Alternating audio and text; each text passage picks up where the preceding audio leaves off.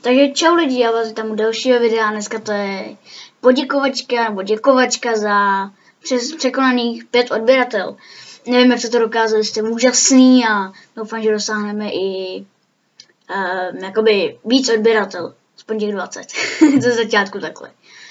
No a teď proč nevycházely normální videa, protože to chvilku ještě jako nechápu, teď to musím ještě trochu rozjet ty videa, protože už mám 6 odběratel, kouká na mě docela jako dost lidí. A doufám, že to také půjde i dál. A jinak jsem tě vám děkuju, no, jste úžasný, že jste to překonali. Mám teď myslím, že 6, teď se kouknu, ale jo, mám 6.